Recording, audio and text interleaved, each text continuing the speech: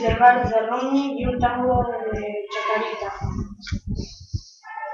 Acá hicimos un breve resumen de ustedes. Texto y enlaces, lo que dice Wikipedia, y si bajas acá, con esta ahí, tener reglas como ser un buen entrevistador. Tener tu opinión en la pared, que eso todavía no tenemos ninguna porque se acaba de poner. Tenemos los videos y entrevistas. Hicimos una entrevista a Juan Manuel Casella, ex judoka, que participó en los Juegos Olímpicos. Acá tenemos a Ana Pacini y la entrevistamos a nuestra casera, Jorge Rani, nuestro profesor de educación física, y Norma y Adrián, nuestras profesoras que están hace mucho tiempo. Ahora le vamos a mostrar unos 40 segundos del video.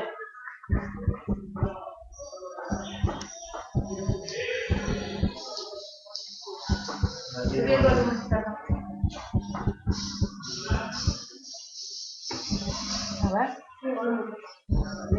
Fíjate en la pregunta.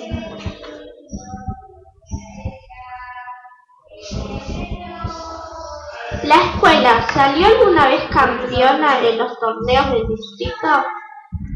Desde el año 92 hasta este año, el primer torneo se llamaba Torneos Primavera, se llamaba.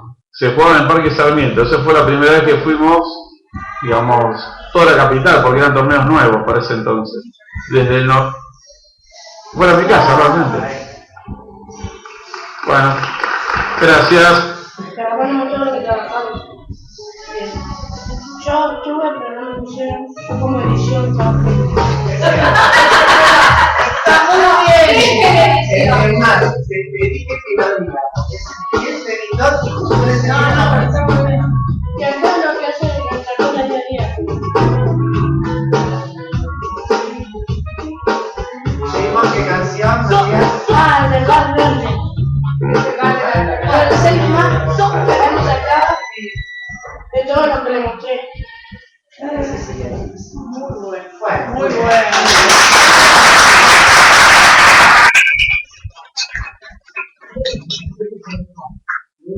Muy bueno.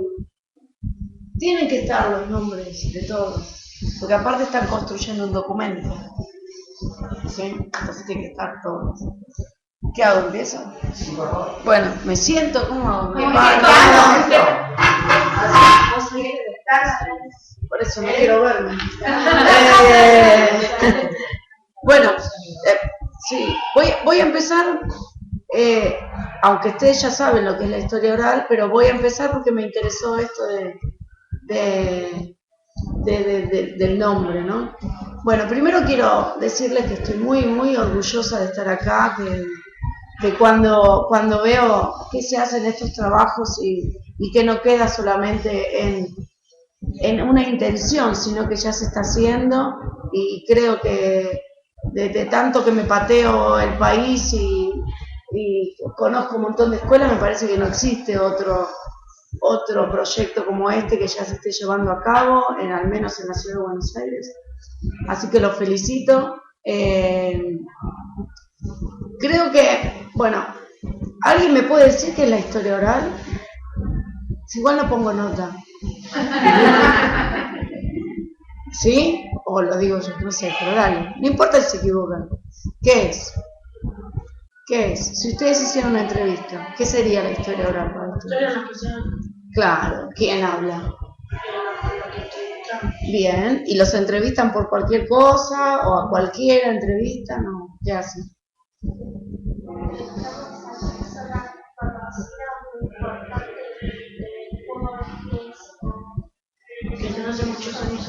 Bien, o sea, porque están construyendo el archivo de historia oral de la escuela, ¿sí?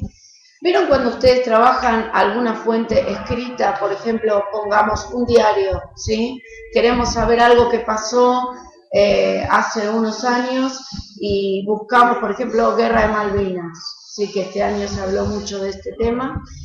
Buscamos la información en el diario y ¿qué es lo primero que miramos de ese artículo periodístico? Ahora le pregunto a todos. La imagen, muy bien. ¿Qué más? El título, la historia, ¿a qué te referís, Matías, o vos? No. Sí, dale. ¿Qué pasó en ese año? ¿A qué pasó en ese año? Y hablando de año, ¿quién lo escribe? Y la fecha del artículo, ¿no es cierto? La fuente. Ahora que estamos todos con el tema de los medios de comunicación muy metidos en peleas de entre los medios, sabemos que las fuentes, o sea, que los medios responden a distintas líneas, ¿no? De investigación o a distintos intereses. Pero el tema de quién lo escribe es muy importante. Y lo más importante es la fecha. O sea que cuando tenemos una fuente escrita, lo que hacemos es preguntarle a la fuente lo que queremos saber. ¿Se entiende? En cambio, cuando están haciendo una entrevista de historia oral, están construyendo ustedes la fuente, ¿sí? Porque están, en este caso, haciendo el archivo de historia oral de la escuela y están buscando personas que puedan aportar información sobre la escuela, ¿sí? Entonces, construimos la fuente. Para construir la fuente no podemos, como ahí decía en algunos de los textos, no podemos, o sea, dejar de consultar las fuentes escritas. Tenemos que consultar las fuentes escritas. No podemos hacer historia oral solamente con las fuentes orales, ¿sí? Porque si no, nos falta una parte. Lo más importante de la historia oral después para el análisis de las entrevistas es confrontar o comparar las fuentes orales, que son los documentos, ¿sí? El documento oral es la entrevista, ¿sí? Y las otras fuentes. ¿Hasta ahora va? Bien. Esa sería la diferencia fundamental. Hay otras diferencias entre las fuentes orales y escritas, aunque les parezca que tonto lo que les voy a decir, la oralidad, ¿sí? Tiene características propias, ¿sí? O sea, una es oral y otra es escrita, y sí, ya sabemos, pero cuando vemos una entrevista vemos un montón de cosas que la gente dice sin palabras, o que no dice, y eso también es importante, ¿sí? Entonces, esto con el tiempo ustedes lo van a ir, es como un trabajo que con el tiempo, con la cantidad de entrevistas, con el análisis, ustedes lo van a ir perfeccionando, se van a ir dando cuenta, ¿sí? De todo esto. Ahora, ustedes acá están poniendo, primero los felicito que está buenísimo el sitio. No me da para que se vea. ¿El qué? El mouse ahí. Ah, perdón. Que está muy bueno el sitio, ¿sí? Está muy completo en cuanto a qué es la historia oral, linkean a otros artículos, ¿sí? Que hablan sobre el tema. Pero lo que yo les quiero explicar es que esto que está acá, ¿sí? Es la edición de una entrevista. Es lo que diríamos que es el uso de la historia oral. La entrevista en historia oral no se edita cuando se hace una investigación con esa entrevista, pero para un sitio sí se edita. Primero porque sabemos todos que en internet mucho tiempo no puede, la gente no está mucho tiempo, ¿sí? Y además porque hay que tener permisos para eso también, ¿sí? Ese es otro tema también, que después si quieren les explico. Pero la fuente oral es la entrevista. Todo lo demás es el uso de la fuente oral, ¿sí? Yo puedo usar una entrevista de la historia de la escuela, que me hable alguien de cómo era el barrio, ¿sí? En el que está inmerso la escuela, en el que está el contexto de la escuela, y esa entrevista la puedo usar para otra cosa también. O sea, si estoy en geografía viendo espacio urbano, yo puedo seleccionar un fragmento de esa entrevista y usarlo para las profesoras, los maestros que dan geografía, los que dan ciencias sociales, ¿sí? Pero el documento oral es la fuente oral.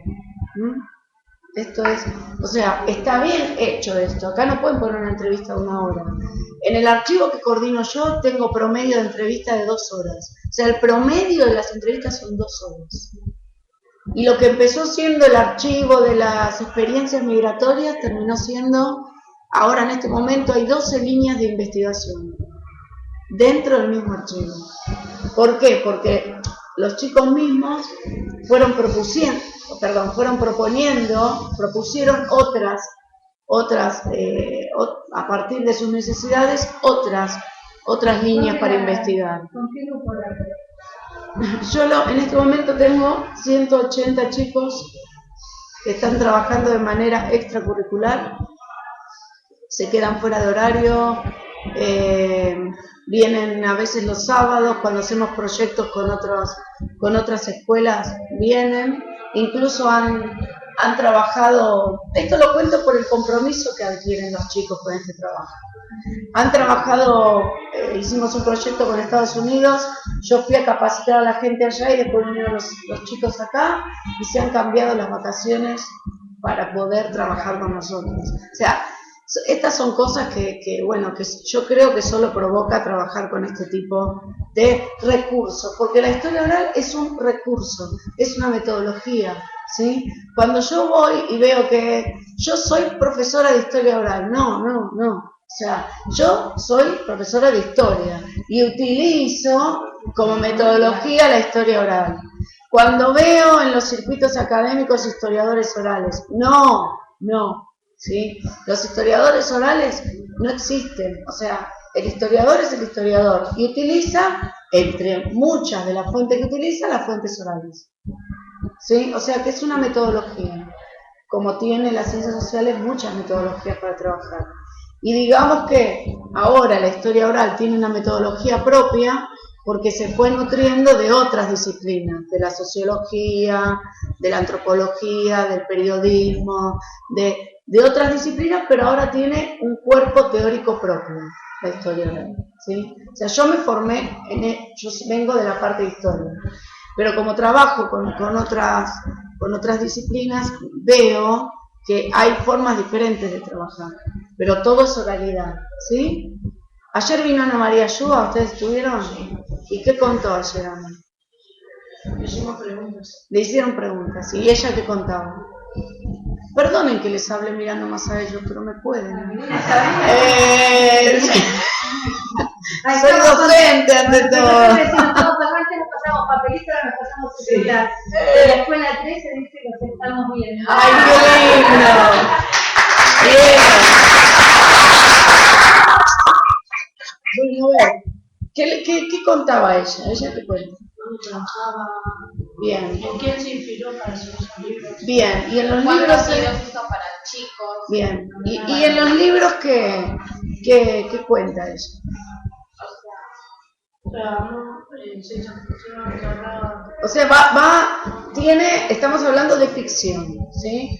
Lo que Ana hace tiene que ver con la ficción, porque está haciendo cuentos. ¿Escucharon hablar alguna vez de la narración oral?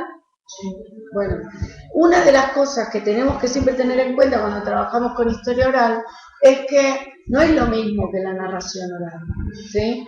La historia oral es una fuente histórica, o sea, la persona a la que ustedes están entrevistando les da información sobre lo que ustedes tienen que averiguar.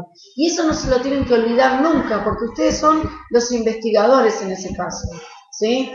Tienen un objetivo para la entrevista. ¿Trabajan con cuestionario? ¿Acá? En este caso, no sé. Sí, trabajaron con cuestionarios. Trabajan con cuestionario, entonces, tienen un objetivo. Saber que nos den información sobre cómo era la escuela, lo cual no significa solamente cómo era la escuela dentro de la escuela, sino dónde estaba. Está buenísimo hacerle entrevistas a la gente del barrio, al kiosquero que está hace 20 años, a la gente que ve desde afuera. ¿A quién? A los profesores. Bueno, eso, bueno, sí. La verdad que hace mucho tiempo que están.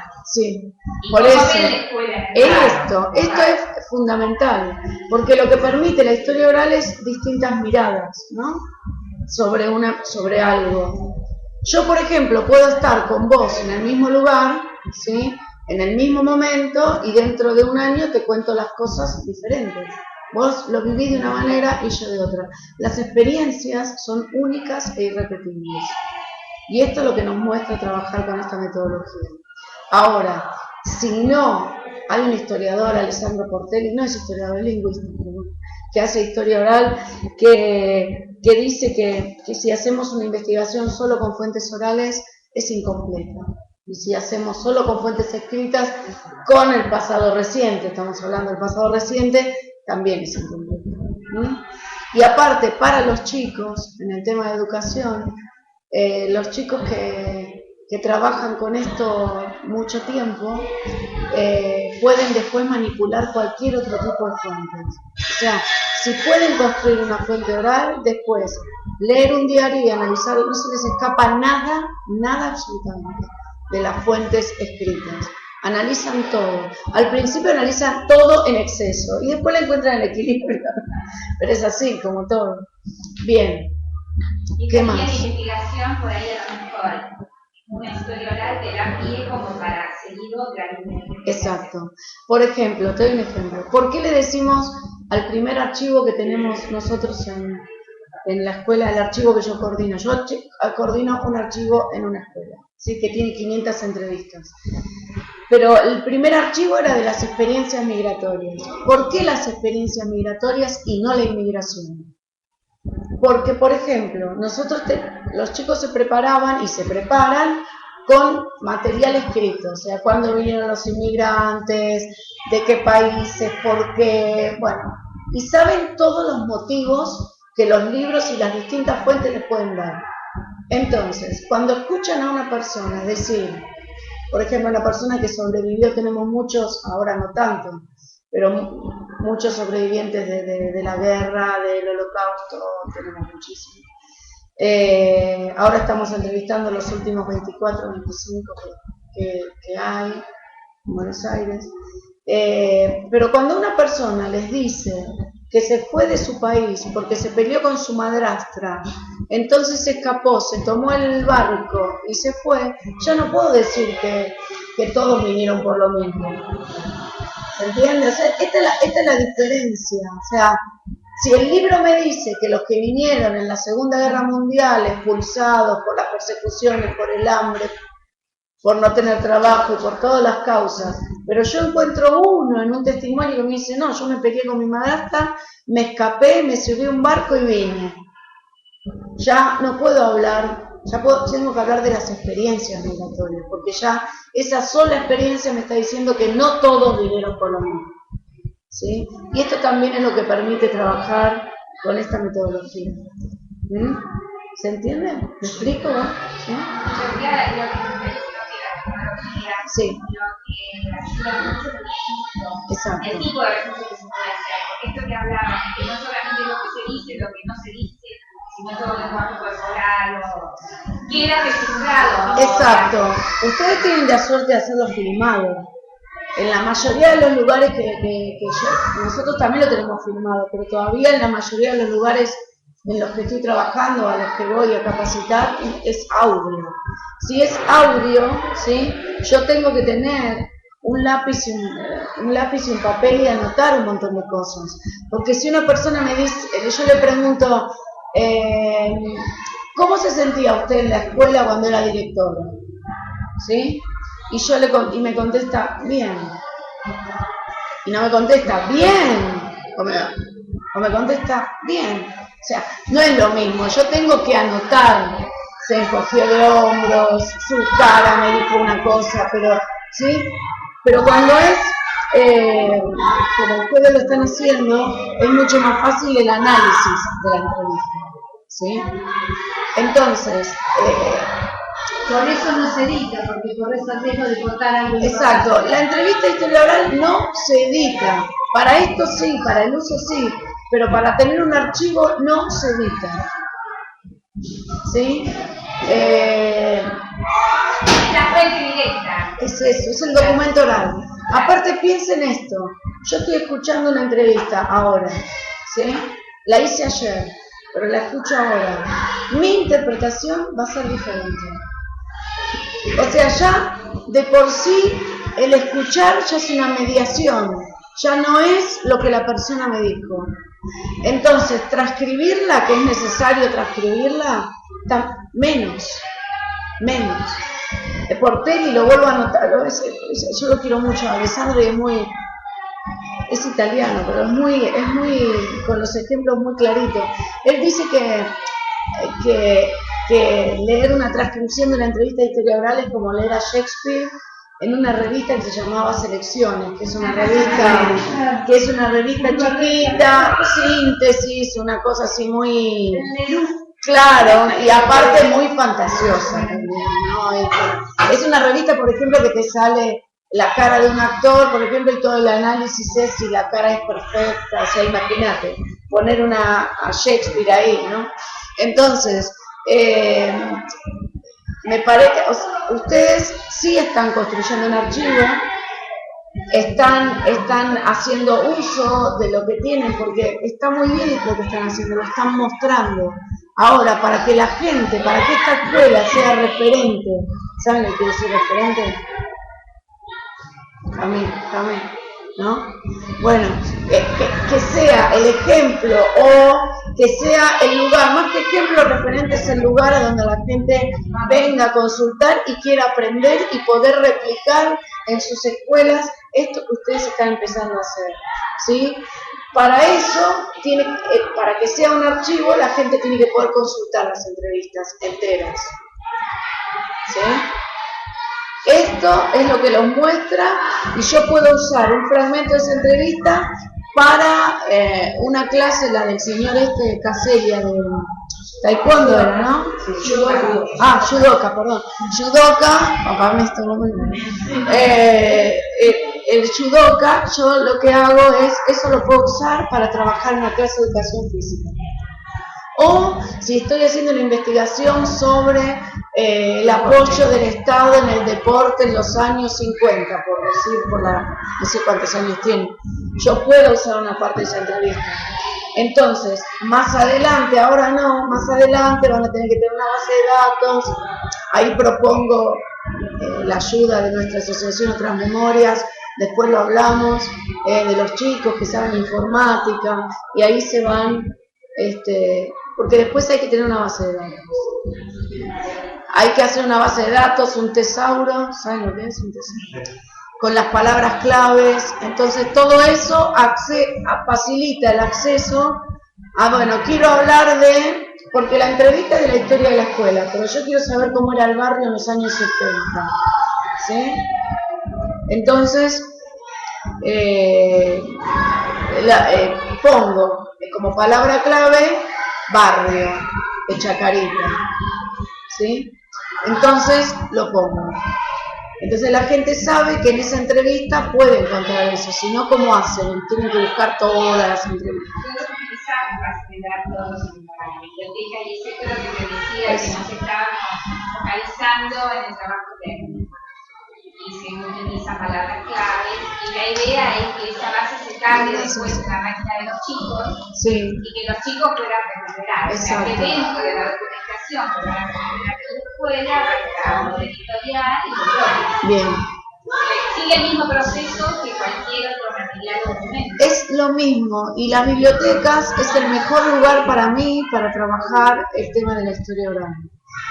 Una biblioteca escolar, una biblioteca municipal, yo siempre digo una biblioteca a la que es, siempre en el barrio hay una que es la más importante, que va todo el mundo, pero va gente que no tiene dónde dormir, van vecinos, va gente muy mayor que quiere leer un libro, va un montón de gente, entonces es el lugar donde se confluyen muchas personas de distintos sectores y donde está buenísimo hacer este tipo de proyectos. Siempre lo digo, tengo artículos escritos sobre eso, en el campus hay uno, que ese fue en España, pero también me miraban las bibliotecarias, eran un montón de bibliotecarias y me decían, no, es mucho trabajo. No es mucho trabajo. Yo les dije, busquen en el fondo, esto fue en Cataluña, en un barrio muy grande, Cataluña está en España, ¿sí? Cerca de Barcelona, hay un barrio muy grande y había como 40 bibliotecarias. Les digo, busquen en el fondo de los libros y van a encontrar algo que los va a ayudar a armar Te comento que nosotros acá en las primarias trabajamos también como recurso a la biblioteca de forma titulada con los maestros. Dentro de los contenidos que marca la política en el diseño está la oralidad, el registro, la lectura, la consulta de lectura, la entrevista, o sea que todos los contenidos del diseño están trabajados desde la parte de biblioteca. Es que desde práctica de lenguaje, desde lo social. Desde es que tiene que ser así, todo, es transversal, usa todo. Es que tiene que ser así. O sea, vos encontrás a lo mejor un libro muy viejo en biblioteca que nunca leíste ni siquiera, como les pasó a estas personas allá, que eran las memorias de una persona que presenció un bombardeo en una guerra que hubo en España, ¿no? Y nadie lo había visto, y a partir de ahí, como esa señora tenía nombres de personas y direcciones y todo, empezaron a hacer el archivo de historia oral y bueno, me lo mandaron y yo con eso armé una actividad para que lo usen en las escuelas. Sí, ahí era de la guerra civil. Entonces confrontaron un impresionante. Entonces me decían, una me dijo que, una me dijo que bueno, que no creía mucho en esto y que ahora... Lo que pasa es que uno piensa que trabajar con esto es más difícil y no es más difícil. Quizá es más difícil al principio el tema de explicar el procedimiento. Yo soy muy hincha con el tema de lo metodológico. Para mí el kit, o sea, la base para que los chicos salgan de la escuela comprometidos con el presente en el que están viviendo, es que si están trabajando esta metodología se haga a conciencia, o sea, con un procedimiento, que primero se vean las fuentes escritas, que se busquen a las personas, que no sean solamente las personas importantes. Antes vos dijiste personas importantes, no te estoy criticando, te digo que no tienen que ser las personas importantes solamente, tienen que ser todas las personas, ¿sí?, que tuvieron o que tienen que ver con la historia de la escuela.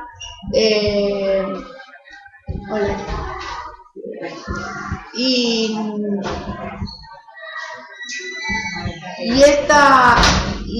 esto de a poquito, y esto se lo digo a ustedes, ¿no? Y a ustedes también, pero como ustedes son los protagonistas para mí, de a poquito lo veo en los chicos que están saliendo. Los chicos entran, yo trabajo en una escuela secundaria, pero también estoy mucho en escuelas primarias, jardines, trabajo con pueblos originarios, trabajo en distintos sectores. Pero los chicos que salen en sexto año en la escuela estuvieron desde séptimo grado, porque ahí se entra en séptimo grado, hasta sexto año trabajando con esto, y no hay ninguno que no esté comprometido de alguna manera con el presente en el que vive. O sea, cuando un chico le está haciendo una entrevista a una persona mayor y ve que lo que le está diciendo tiene que ver con su presente, se acortan las distancias, forman parte del mismo proceso histórico y dicen, ah, bueno, en otro momento ¿qué me va a venir a decir, no? Y ahora, mirá lo que me viene, mirá lo que me dice, mirá cómo estoy aprendiendo. Esto es para mí lo más importante. Y trabajado desde jardín de infantes de una manera sistemática, y digo de jardín de infantes y no se asusten, pero lo he probado. Ahora les voy a dar un ejemplo.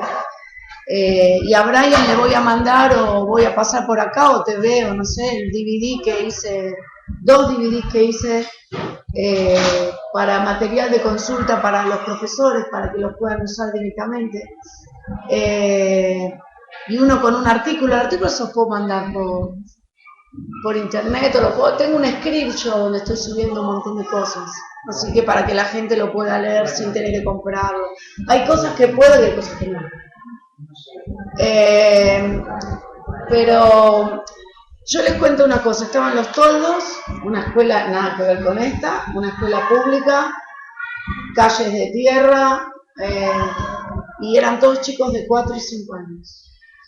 Me decían, no se puede trabajar el tema de historia oral. Sí se puede. No se puede. Digo, no se puede trabajar igual con ellos o con los chicos más grandes.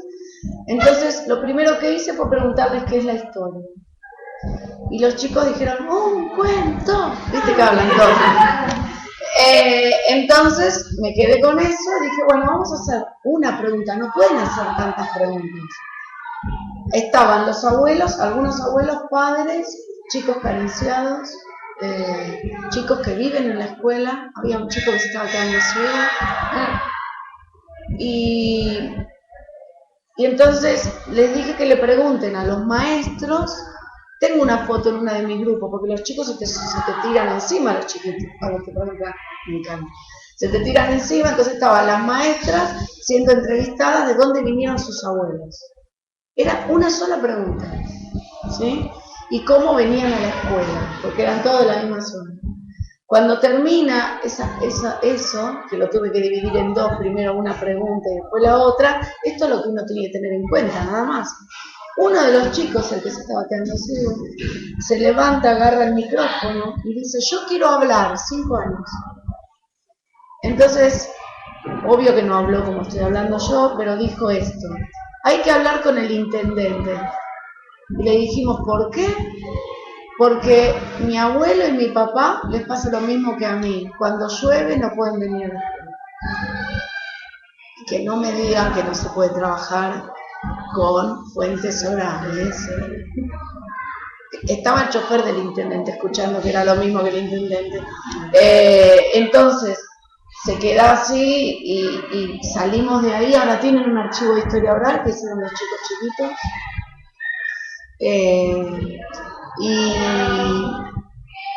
Les cuento este ejemplo para no hablar tanto, pero en realidad es un ejemplo. Y después terminé y les dije, chicos, ¿qué es la historia para ustedes?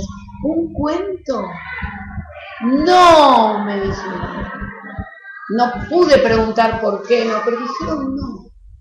O sea, como que hubo un cambio, ¿no? Después lo siguieron las profesoras, las maestras. Mi idea no es tener que ir yo siempre a los lugares. La idea mía es ir por todos lados, trabajar, pero que la gente después sea independiente. Porque si no, no tiene sentido la docencia. Si tengo que estar yo todo el tiempo, tienen que depender de mí. Si leen el libro se dan cuenta. Es como que te doy todo lo que tenés que hacer.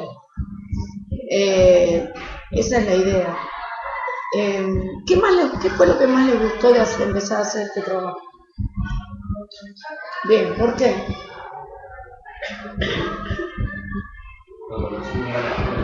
Bien, ¿qué te acordás de que te haya llamado la atención de la escuela?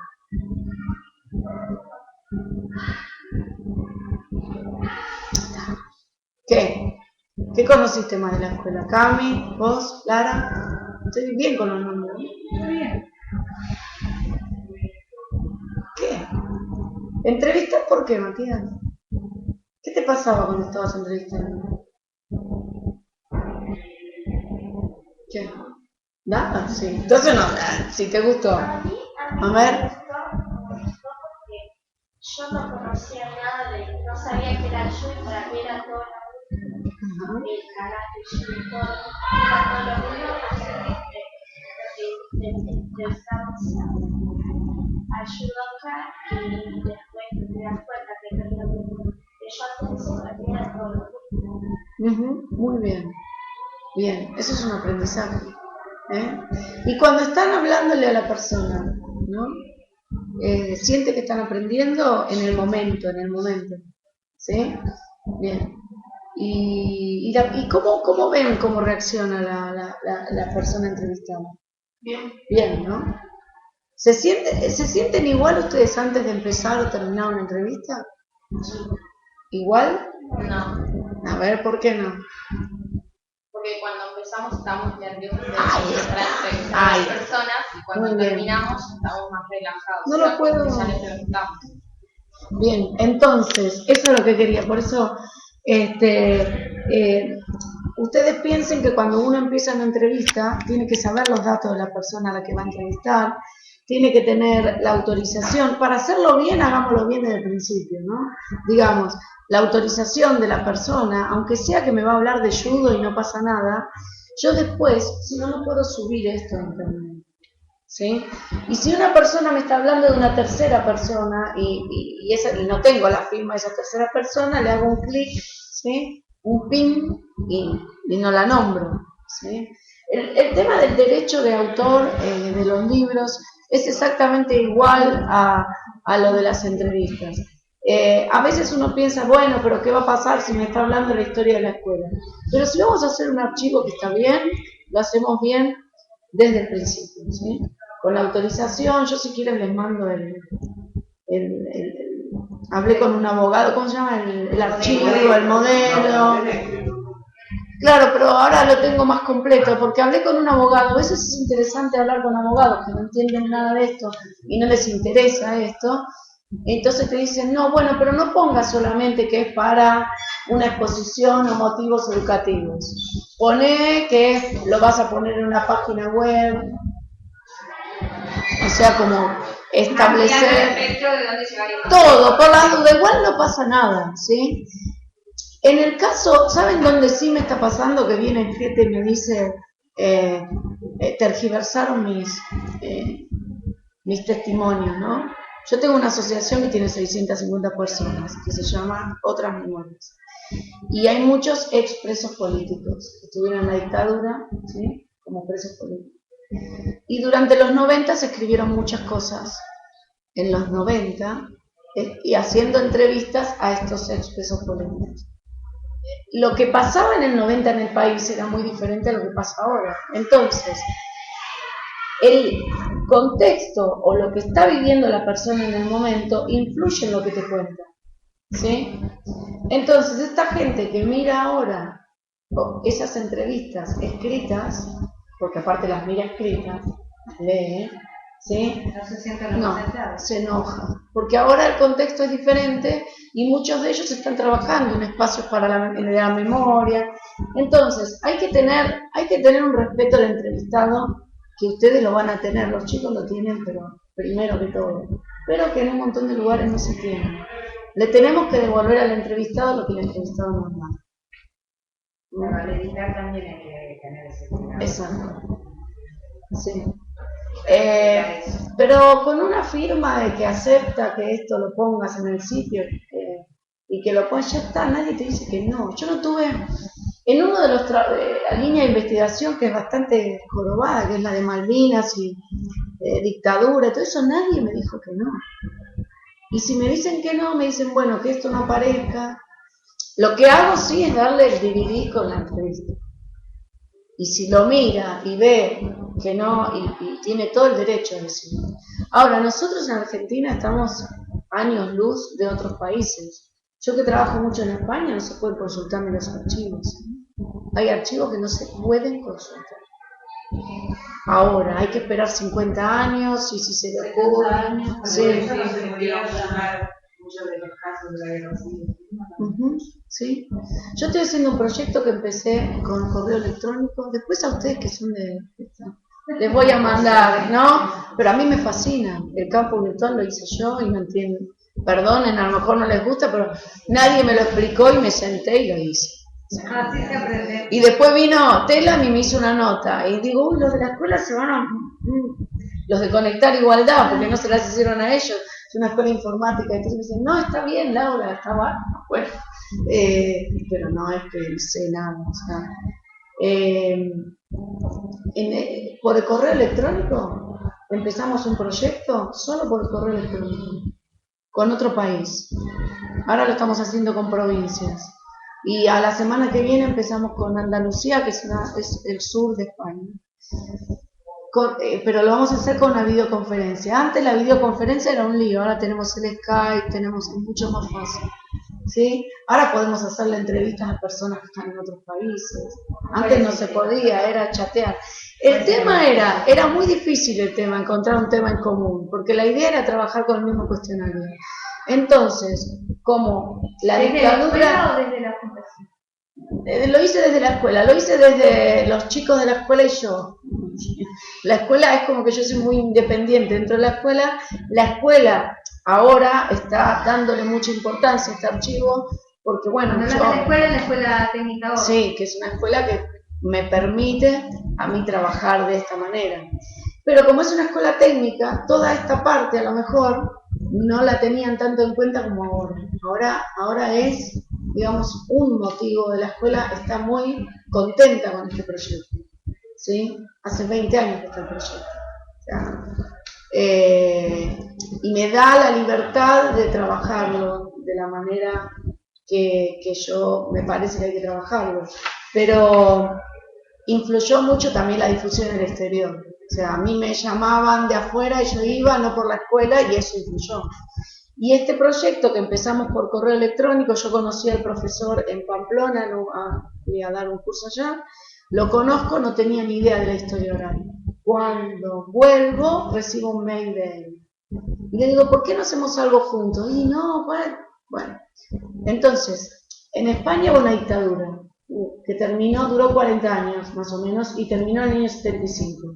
En el 76 empieza la última nuestra, ¿no? Acá en Argentina. Entonces empezamos a trabajar la persistencia del silencio después de las dictaduras. Ese es el tema. Ese proyecto empezó con preguntas hechas entre los chicos y nuestros chicos por correo electrónico, levantándonos nosotros antes con las 4 diferencias la de hora, y ahora ya tiene 8 años el proyecto y recibió premios y de todo. Y los chicos se conocieron a través de la videoconferencia. Yo voy a capacitar a los chicos allá, el profesor viene a la escuela y bueno. ¿Cómo se está por correo recopilar toda esa información? Bueno, nosotros lo teníamos en videos, en formato audiovisual, ¿cómo es la palabra? Sí, formato audiovisual, ellos en audio.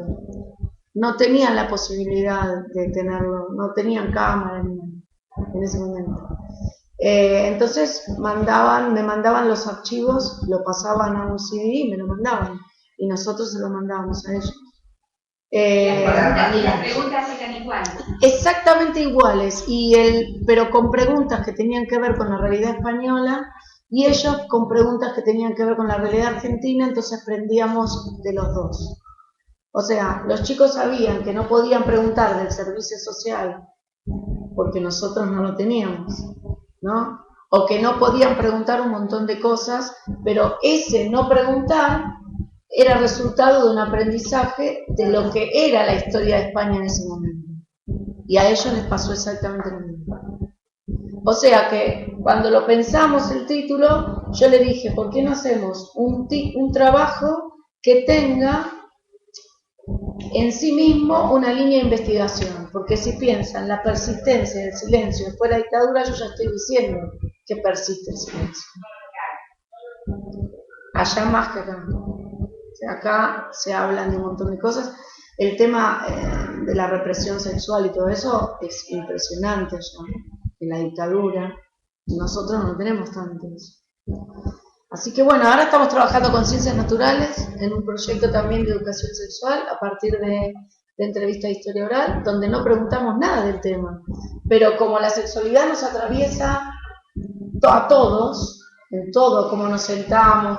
Entonces, al hacer las preguntas, los chicos después en el análisis aplican lo que la profesora de Ciencias Naturales, que es especialista en eso, los preparó y, por ejemplo, uno de los chicos, Julián, me dice, Laura, estas 2 personas se conocieron bailando el tango, no es cualquier baile. Ya está, para mí eso. Y lo que les va a parecer maravilloso, para mí la parte más linda, es el análisis de las entrevistas. Porque los pibes aprenden a escuchar, los adolescentes, ustedes todavía no, pero cuando sean un poquito más grandes, no se les entiende mucho cuando hablan. Entonces, todavía ustedes no, pero hay una edad que hablan con un cantito, con no sé, y hay gestos, ¿no? Y cosas. Y hay una mamá que me escribió y me dijo, desde que está en Archiborala, mi hijo lo escucho, lo entiendo, o sea, lo escucho. ¿Por qué? Porque al estar con una persona mayor, tenés que hablar más despacio, te obligan. Exacto. Y hay para trabajar con los profesores de literatura, de lengua, Batalla perdida. con los de lengua, está buenísimo. Ahora estoy armando un proyecto. Es muy difícil trabajar de manera interdisciplinaria. A mí me encanta, pero es difícil. Pero, por ejemplo, si tenemos la fuente oral, que es el documento, ¿sí? Y queremos ficcionalizarlo y pasarlo a que sea una narración oral, está buenísimo, porque es un trabajo buenísimo para los chicos. El paso del documento escrito a la narración oral, que es ficción, siempre tenemos que pensar que es ficción. Por eso hay congresos que dicen Congreso de Narración Oral y son todos historiadores. Está mal, ¿sí? Entonces, como verán, soy un poco estricta, pero el tema es la experiencia. Yo empecé con esto desde la experiencia. Entonces veo lo que pasa en los chicos. Al ver lo que pasa en los chicos, después puedo ver qué es lo que sí hay que hacer y lo que no hay que hacer. Lo que cuesta un montón, y no se asusten, es trabajar, que todos trabajen con esto. Cuando yo empecé con esto, me miraban como diciendo, ay, mira, por lo que está haciendo ella, nosotros ahora parece que no hiciéramos nada, y no sé qué, y todas esas cosas. ¿Qué pasa? Pero uno tiene que seguir adelante y después se va sumando. Sí, se suma.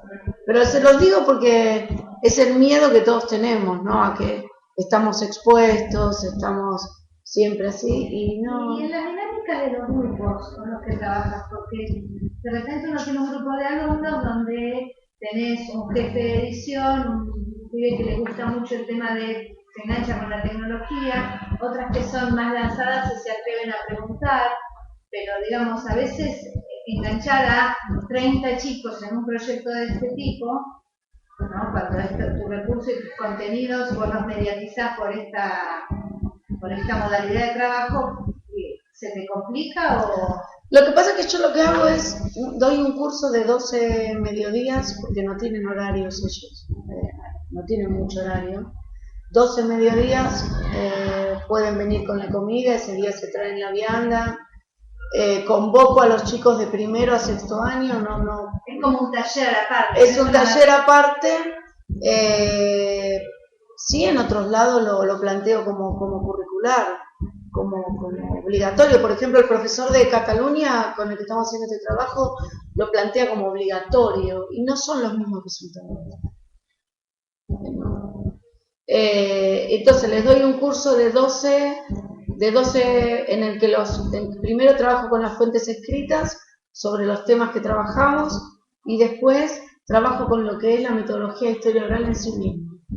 Traemos gente en el curso para hacer entrevistas y bueno, ahora leen esto, por suerte puedo darles esto también, y después de eso hay chicos que yo los preparo a todos como entrevistadores. Todos son entrevistadores, pero después hay un curso de filmación. Entonces, el que quiere va a la parte de filmación. Entonces, termino teniendo entrevistadores, filmadores, entrevistadores solos. Y lo otro que vos me decís, que es la parte del uso, en realidad casi todos quieren hacer edición. Les encanta hacer edición. Y hay unos chicos que me propusieron directamente leer la currícula o currículo de las materias, elegir temas, analizar entrevistas, editar y proponer actividades. Que eso por ahora lo estoy haciendo yo en el campus virtual del Archivo Historiador de hoy. Pero el año que viene lo van a hacer los chicos. O sea, no tengo esa... Todos son entrevistadores, todos. La formulación de preguntas, trabajar de forma colectiva, sí. O sea, previo, digamos, a hacer la entrevista. Colectivamente piensan las preguntas, sí. del propósito. Sí. Y lo que estoy haciendo ahora es empezar al revés, traer a alguien que hagan todas las preguntas que quieran, de la forma que quieran, y después se van a dar cuenta que, por ejemplo, si hacemos una pregunta que la respuesta es un sí o es un no, no me está dando información. y cuando la pregunta tiene una afirmación ya en la forma en la que estoy preguntando, estoy incidiendo en el cuestionario. Entonces, ¿no es cierto que? Sí, no es cierto que, o la escuela en esa época, en la época de la dictadura, era tal, no. Y hay otra cosa que ustedes tienen que tener muy en cuenta, porque hay un tema que es no faltarle al respeto al entrevistado, que es, a veces yo no leo las características del entrevistado, no tengo las características de cuándo nació, dónde, qué sé yo, y le pregunto cosas que no vivió. Y hay gente que se enoja, porque ustedes piensan que nos están dando su tiempo, nos está dando su espacio, nos está invitando a la casa cuando no puede venir, porque es muy viejito o porque no puede, ¿sí? ¿Hicieron una entrevista alguna vez en alguna casa? Estamos por.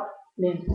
El lugar que elija el entrevistado va a tener que ver también con lo que nos quiere contar. O sea, si elige contármelo en la biblioteca, si me elige contarme en la biblioteca, por ejemplo, cuando fui a entrevistar a Osvaldo Bayer, me dice, no, acá no, en la biblioteca no había luz de Osvaldo Bayer.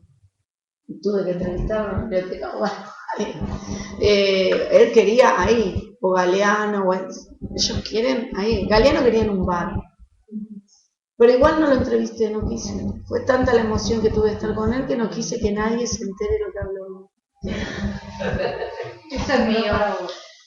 Eso es mío. Galeano estuvo conmigo, punto. Pero no, sentí eso, no me pasó nunca. Igual no estaba en ninguna investigación, era mío. Es socio de otras memorias también. Es socio honorario de otras memorias. Entonces, estaba pensando, ahora hay que trabajar con los chicos, tener claro el propósito de la Sí. porque si no, se tienen preguntas que no apuntan a. Como que yo tiene que tener claro para qué me va a hacer esa entrevista. Es que. Sí, por lo planteaste para no seguir. No. Es tal cual. La elaboración del cuestionario los prepara a los chicos a armar un trabajo de investigación. Por eso, si lo hacemos sistemáticamente, cuando llegan a la facultad, saben lo que es hacer un trabajo de investigación. Porque lamentablemente no enseñan en todos lados cómo hacer en general un trabajo de investigación. Entonces, el planteo del objetivo ya es el planteo de la hipótesis. La elaboración del cuestionario y la selección de fuentes es el estado de la cuestión, por decirlo de alguna manera. Aparte, de alguna manera, es ya sé lo que sé, Exacto. qué es lo que no sé. Exacto. Entonces, esta metodología es privilegiada para eso. Pero bueno, la realidad es que no todos la usan, de que se usa, hago una pregunta y ya está. Pero bueno, mientras podamos seguir replicando y podamos... hay mucha gente que lo hace de manera consciente. Igual los chicos aprenden. Esto es así. Pero para lo que a mí me interesa en este caso, que es el tema de prepararlos para comprometerse con el presente en el que viven, es eso. Para mí es eso. Más allá de saber historia y todo eso, es comprometerse con el presente en el que viven. De cualquier manera, militando políticamente, trabajando en un barrio, cambiando la postura en cuanto a lo que es la solidaridad en su familia, por ejemplo. Exacto. Entender que tienen una responsabilidad, pero no este tema de las generaciones del futuro. Hoy es, lo tenemos que hacer para hoy, no para el futuro. Porque esta cosa del futuro, pobres pibes que le decimos son los responsables, no. Y además hay algo que tenemos que tener en cuenta, nosotros que tenemos acá, hay muy jóvenes, pero que más o menos tenemos una edad, bueno, sí, hay muy jóvenes, allá hay niños, digamos.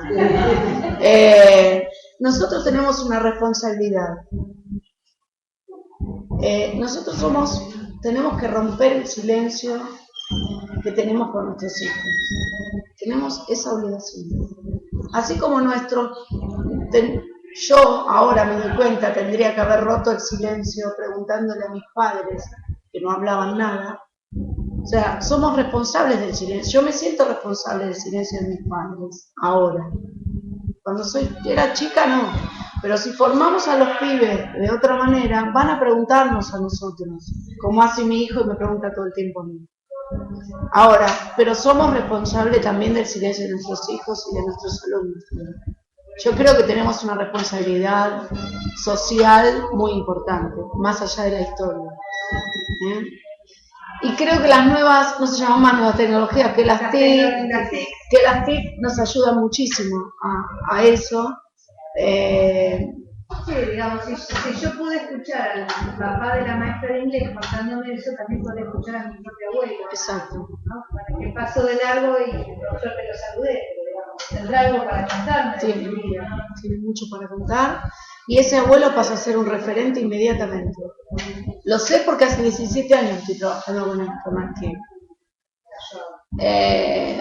Y hay un montón. Yo lo que les quería mostrar era... Son chicos más grandes, pero igual no importa. O sea, la diferencia que hay entre... No sé si quieren, pero no puedo, ¿no? Con esto Sí, se ve perfectamente. Y si después me das una copia, al final lo edito. Yo estaba pensando un poco más de esto de la pregunta y los silencios, también cómo influyen en la identidad de uno. Exacto. Lo que no sé es el tabú, sabés que hay un tabú sobre ciertas cosas. Y sobre eso no se Lo que pasa es que lo seguimos haciendo tabú nosotros, ¿no? Claro. El tema de educación sexual, mi amiga, y es una de mis mejores amigas, Nora Sturman, que es especialista en esto, me decía, Laura, o sea, los chicos no se niegan, tienen un tabú, porque no es que hablan tanto con los padres, nosotros creemos que, ¿no? Y en la escuela en la que yo trabajo es una materia, es obligatorio ahora, ¿no? Pero hace mucho que se trabaja. Y le digo, bueno, venía un curso, yo justo di un curso para la Embajada Española y la ORT me prestó el lugar, porque la Embajada no tenía lugar. Y vino, y ahí empezó el trabajo. Le digo, no le hablemos de la palabra sexo, hablemos de las costumbres. O sea, entonces, vino un matrimonio de español, ella era española y era argentino, pero de casualidad, no es que estoy buscando a los españoles yo, parece, estoy todo el tiempo hablando de eso, pero no es. Y viene la señora y se sienta acá. Y el señor se sienta atrás. En la entrevista eran los dos, pero ya la forma en que estaban sentados nos estaba diciendo un montón de cosas. Y ella dice, aparte vine a los 28 años. Imagínense, chicos, a los 28 años yo ya era una solterona en mi pueblo. ¿Quién me iba a querer? Bueno, o sea, y eso era hablar de lo que la profesora quería, no quería hablar de lo que sabemos que uno cree que es solamente eso, ¿no? Lo del baile también, lo del callate. Tenemos entrevistas a gente del campo donde está la mujer y el hombre sentados y el hombre va bajando, porque la mujer le dice, cállate que te pones a llorar. ¿No?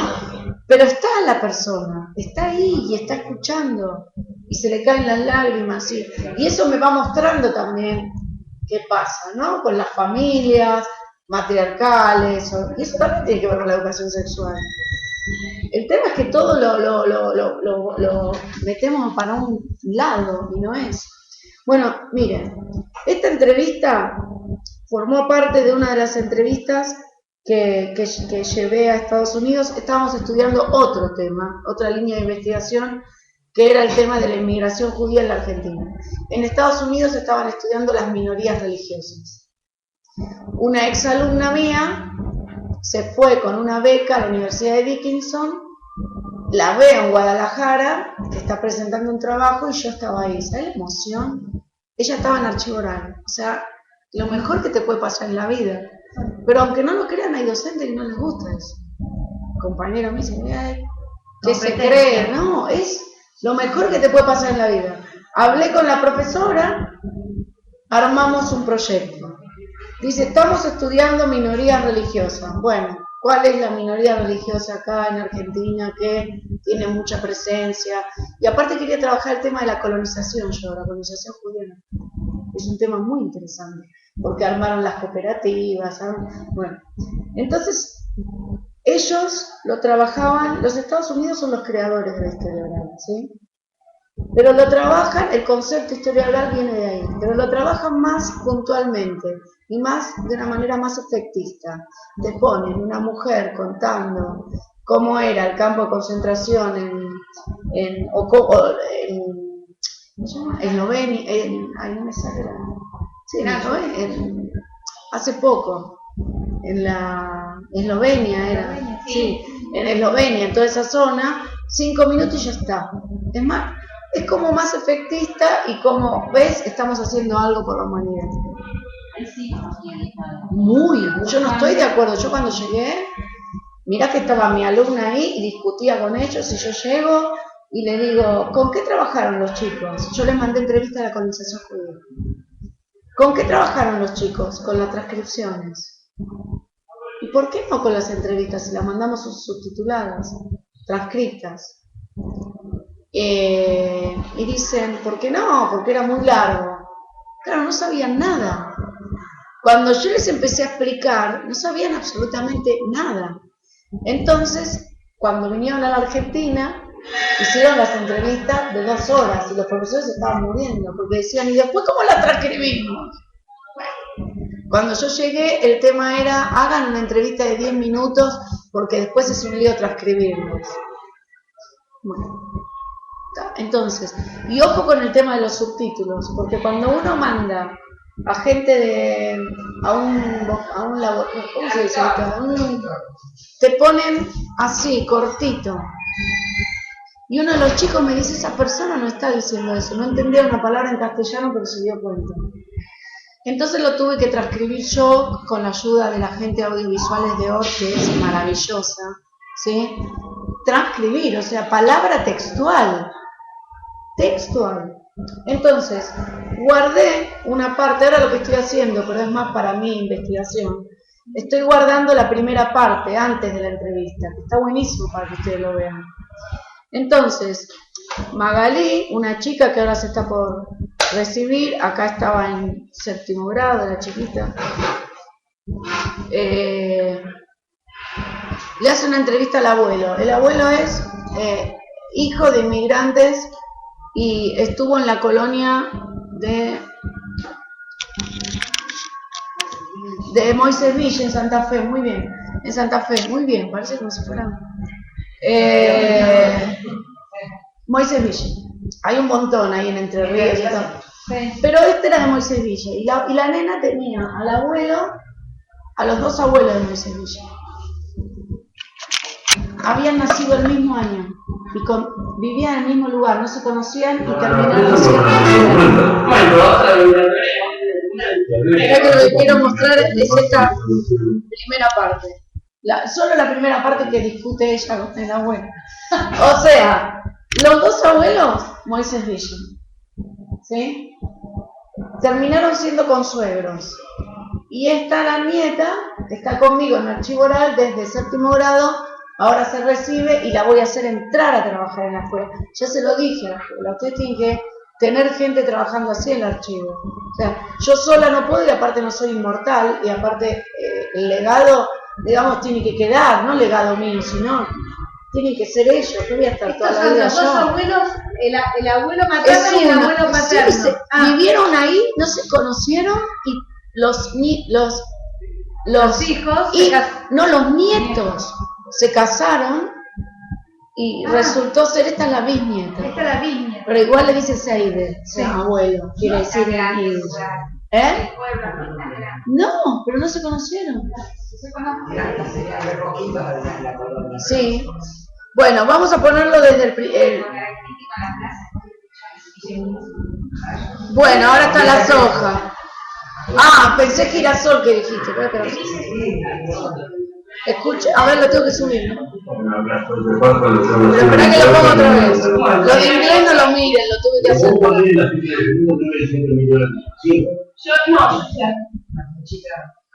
Miren, los chicos están acostumbrados a hacer la entrevista. Esta es la abuela, lo tutea, no importa, es el abuelo, lo tutea, no importa. El tema es que están acostumbrados a hacer la entrevista, ya saben datos, no es ella sola. saben datos previos, que el abuelo fue anotado 5 años después, saben los datos anteriores. Entonces, cuando veo que se hace una conversación entre la nieta y cosas, y el abuelo, le digo al filmador, por favor, filma esto, y sale esto, que me sirve a mí para lo que escribo sobre educación, ¿no? Eso no me lo documenta. Bueno, pero vamos a la biblioteca, vamos a la biblioteca. Pero es que va a porque después se pasa cuando son los hijos del pueblo y no viene de Bueno, te digo que lo Pero vos podés la fecha de 19 millones de nacidos. Yo no, yo soy la Rosa. Bueno, yo deseo, a mí también. Vamos a empezar con... Hoy, 6 de mayo del 2009, estamos en el debate entrevistando a Luis Alvarez. Filma Nicolás Kowalski, entrevistando a Luis Alvarez, Nicolás Kowalski y Ude Castro. Para comenzar, ¿podría presentarse? Miren la cara de él. ¿En qué nació? ¿En dónde nació? Morigote, provincia de Santa Fe. La cara de él. ¿En qué lugar vivió? Viví hasta los...